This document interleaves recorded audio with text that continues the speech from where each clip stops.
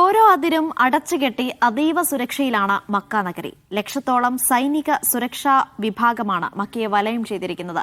ഇന്ന് ഹാജിമാർ മിനായിലേക്ക് ഒഴുകിത്തുടങ്ങിയതോടെ ഇനി ഹജ്ജ് കഴിയും വരെ എല്ലാം ഹാജിമാർക്ക് മാത്രമുള്ളതാണ്. അനുമതി പത്രമില്ലാതെ പിടിക്കപ്പെട്ടാൽ വൻ തുക പിഴയും നാടുകടത്തലുമാണ് ശിക്ഷ.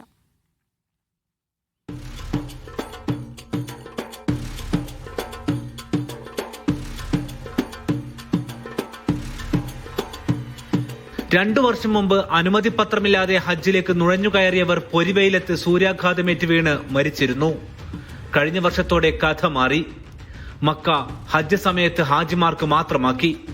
മക്കയെ സമ്പൂർണമാക്കി സുരക്ഷാ വിഭാഗങ്ങൾ വലയം ചെയ്തു.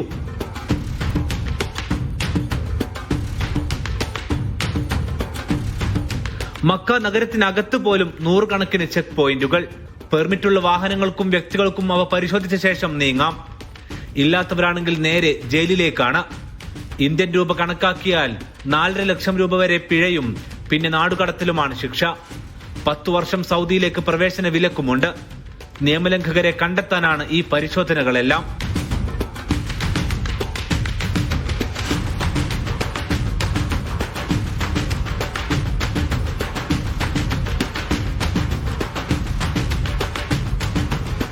ഇനി ഹജ്ജ് കഴിയും വരെ മക്കയിലേക്ക് പ്രവേശിക്കാത്തതാണ് നല്ലത്. യാത്ര പോലും സുഗമമാകില്ല. ഹാജിമാർക്ക് പക്ഷേ എല്ലാം എളുപ്പമാകും.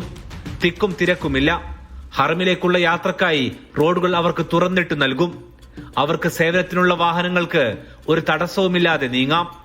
1/4 ലക്ഷത്തോളം ബസ്സുകളാണ് ഹാജിമാരെ മക്കയിലെ വിവിധ താമസ സ്ഥലത്തു നിന്നും മിനായിലേക്ക് കൊണ്ടുപോവുക.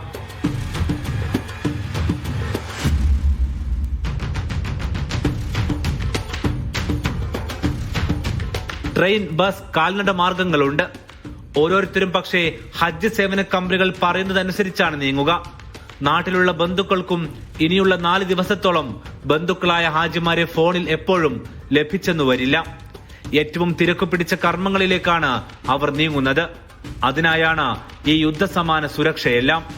മിനായിൽ നിന്നും സാബിത് സലീമിനൊപ്പം അഫ്താബ് റഹ്മാൻ, മീഡിയ 1.